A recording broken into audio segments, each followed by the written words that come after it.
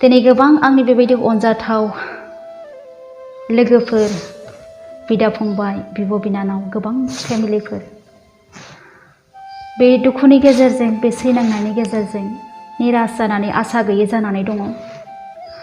बेजों लोगोसे गोबां आंनि लोगोफोर, बिदा फंबाय, बिब' बिनानाव, बेबायदि आंनि मिन्थिजानाय फेमिलिफोर गुबुन जायगाफोराव, गुबुन स्टेटफोराव थांनानै, गुबुन देशफोराव थांनानै दंहैयो। गोबाङा सोलोंथाइनि बिथिङाव, गोबाङा बेबायदिनो खामानि मावनो लागै गाव गावनि न'खौ गारनानै दंहैयो। आरो बे लकडाउननि गेजेरजों नोंथांमोना गोबां बेबायदि प्रब्लेम्सखौ फेस खालामनो गोनां जादों। आरो दिनै बेबायदि गोब्राब मुगानि समाव नोंथांमोना बा जोङो माबायदि जोंनि जिउखौ फोथांनानै लाखिनो, बे निराश आरो दुखु जानांनाय समाव जोङो गाबोननि समाव जोङो माबायदि तैयार जानानै थानो, बिनि सोमोन्दैसो आङो मोनसे फिसा साजेसन होनो थाखाय आङो गसंनाय जादों। आरो बे साजेसनखौ आंनिफ्राय नङा, आङो गोथार बिजाबनिफ्रायसो आङो बेखेवनो थाखाय आङो गोसो जादों। मानोना आंनि खुगानिफ्राय ओंखारनाय रावा नोंथांमोनखौ बासायनो हाया। इसोरनिफ्राय ओंखारनाय, इसोरनिफ्राय होजानाय बे बोसोन आरो बे समायफ्रासो नोंथांमोनखौ बासायगोन। बेनिखायनो आङो नोंथांमोननो बे बोसोनखौ आङो खेवनानै होनो थाखाय आङो आखायाव लाबोदों। जेसाया 26 बालाब 3 सिरिखौ आङो फरायनाय लोगोफोर। बेवहाय बेबायदि लिरदों, जायनि मना नोंनियाव थिर थादों, नोङो बेखौ उसिग्लायनाय सान्थिजों रैखा खालामो, मानोना बियो नोंनियाव भरसा खालामबाय। जों खोनाबाय लोगोफोर, बेवहाय जायहा इसोरजों थिरहै गसंथानानै थागोन, बेखौ बेबायदि सुबुंखौ बेवहाय बुंदों, इसोरा गावनि सान्थिजों, उसिग्लायनाय सान्थिजों बियो रैखा खालामगोन होननानै। अब्ला दिनै जोंनो दिनैनि बे मुगायाव जोंनो बे सान्थिखौ नांगौ जानानै फैदों लोगोफोर। मानो होनोब्ला जोङो सान्थिहै उन्दुनो हाला, सान्थिहै जानो हाला। खोमसि आरो खैफोदा जोंखौ साग्लोबगासिनो दङ। बे भाइरासफोरा मोनसेनि सायाव मोनसे फैगासिनो दङ। अब्ला दिनै बे मुगायाव जोंहा बासायनो थाखाय जेबो जोंहा राहा गैया। सोरनिबा जिउआव डक्टरफोरनाव थांब्लाबो बेबायदि बासायनायखौ, गावनि जिउखौ रैखा खालामनो हायाखै।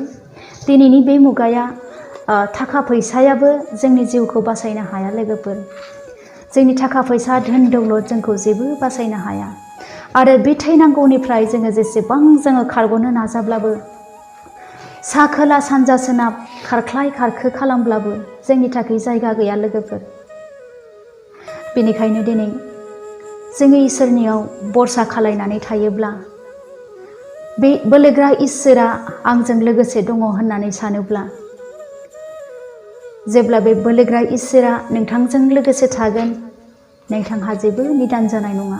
आरो गासै खैफोदफोराव नोंथाङा गसंथानो थाखाय बोलो मोनगोन। आरो आङो मोनसे बोसोन आङो नोंथांमोननिसिम आङो बेखेवबावनि।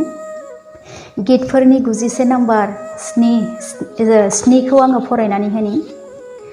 नोंनि साखाथियाव हाजार मानसिफ्रा गोग्लैब्लाबो नोंनियाव बेफोरो फैनाय नङा। खोनाबायना लोगोफोर? दिनै जोङो गोथाङै दङ। बे कर'ना भाइरासनि गेजेरजों गोबां सुबुंफ्रा बेबायदिनो लोब लोब दिनै थैनो गोनां जादों। सोरनिबा जिउआव न'खरहैनो थैनो गोनां जादों। नाथाय नोंथांखौ आरो आंखौ इसोरा दिनै फोथांनानै दोनदों।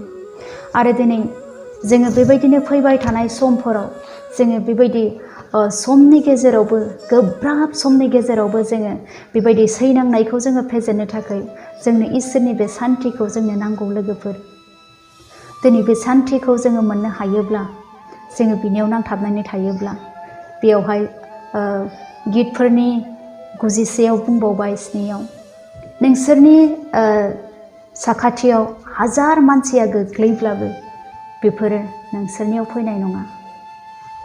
अब्ला दिनै जोङो मिन्थिनो मोनबाय लोगोफोर, जोङो दिनै इसोरनि थिननाय बायदिसो जोङो सोलिनांगोन।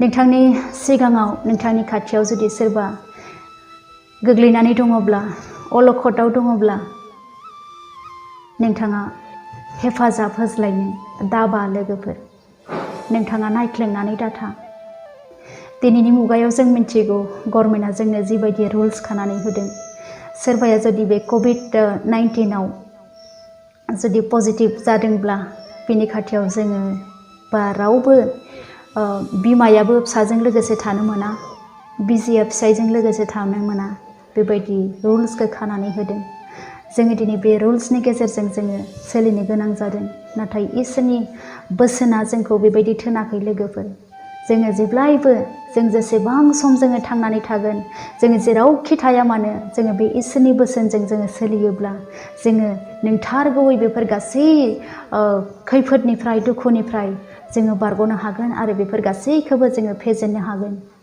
बेनिखायनो आङो नोंथांमोनखौ बे साजेसनखौ होनायजों लोगोसे आङो नोंथांमोनखौ खावलायो नोंथांमोना जेरावखि थाया मानो दिनैनिफ्राय लानानै नोंथांमोना बे इसोरनियाव नांथाबनानै थानो नोंथांमोना दाबाव नोंथांमोना गंग्लायनानै गाव गावनि गासै जालांनाय गोरोन्थिफोरखौ बारलांनाय मुगाफोरखौ बावनानै गोदानहै इसोरनियाव बे फोथायनायखौ लाखि आंजों बोलोग्रा इसोरा दङ आंहा जेबो गिनांनाय जानाय नङा होननानै आरो नोंथाङा सासेनि थाखाय गुबुन सासेनि थाखाय आरज खालायनो दाबा मण्डलिफोरनि थाखाय आरज खालाय बे बुहुमनि थाखाय आरज खालाय नोंथांनि फोथायनाय आरो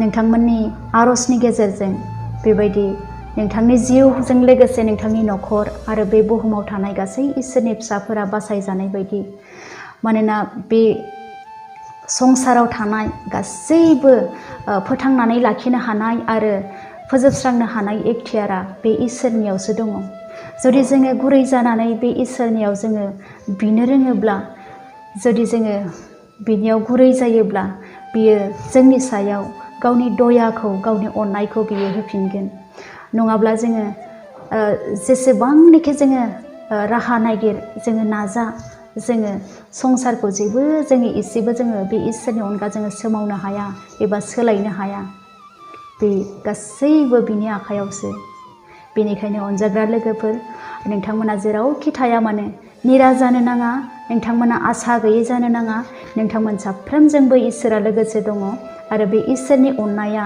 बे इसोरनि समाय लानाया बिनि सान्थिजों नोंथांमोना बिनि रैखा खालायनायखौ मोननो हानाय बायदि आङो नोंथांमोन साफ्रोमखौबो इसोरनि आखायाव गथायबाय थेंक इउ